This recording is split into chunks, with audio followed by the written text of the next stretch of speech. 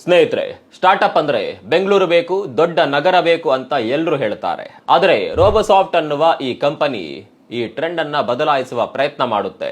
2008ರಲ್ಲಿ apple iPhone ನ app store launch ಆಯಿತು. ವಿಶ್ವದಾದ್ಯಂತ ಸುಮಾರು 200 ಆಪ್ಸ್ ಮಾತ್ರ ಈ ಆಪ್ ಸ್ಟೋರ್ ನಲ್ಲಿ ಇತ್ತು. ಅದರಲ್ಲೂ ಭಾರತದಿಂದ ಕೇವಲ 5 ಆಪ್ಸ್ ಗಳು ಮಾತ್ರ ಈ ಆಪ್ ಸ್ಟೋರ್ ನಲ್ಲಿತ್ತು.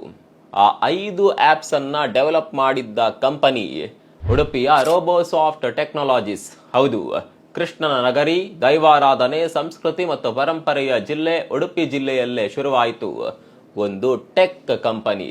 ಇದನ್ನ ಆರಂಭಿಸಿದವರು ರೋಹಿತ್ ಭಟ್. 1996ರಲ್ಲಿ ಸ್ಟಾರ್ಟ್ಅಪ್ ಅನ್ನುವ ಪದವೇ ಹೆಚ್ಚಿನವರಿಗೆ ಗೊತ್ತಿರದ ಸಮಯದಲ್ಲಿ ಅವರು ಈ ಕಂಪನಿಯನ್ನ ಆರಂಭಿಸ್ತಾರೆ. ಉಡುಪಿಯಲ್ಲಿ ಯಾರು ಕ್ಲೈಂಟ್ ಕೊಡ್ತಾರೆ, ಇನ್ಫ್ರಾಸ್ಟ್ರಕ್ಚರ್ ಹೇಗೆ, ಕ್ಲೈಂಟ್ ಹಿಂಜರಿಕೆ ಸಾಮಾನ್ಯ, ಗ್ರೋತ್ ನಿಧಾನ ಅನ್ನುವ ಪ್ರಶ್ನೆಗಳು ಆ ಸಮಯದಲ್ಲಿ ಹುಟ್ಕೊಂಡಿದ್ವು.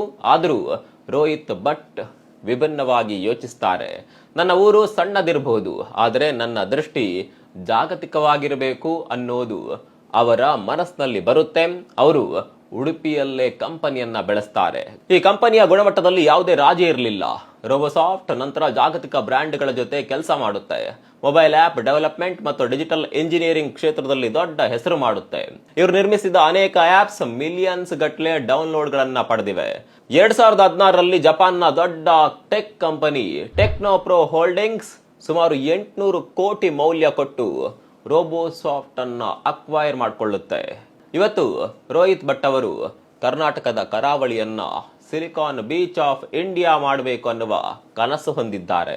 ನಿಮ್ ಪ್ರಕಾರ ಒಂದು ದೊಡ್ಡ ಕಂಪನಿಯನ್ನ ಹುಟ್ಟಾಕೋದಕ್ಕೆ ದೊಡ್ಡ ನಗರದ ಅವಶ್ಯಕತೆ ಇದೆಯಾ? ನಿಮ್ಗೆ ಏನನ್ಸುತ್ತೆ? ಕಾಮೆಂಟ್ ಮಾಡಿ.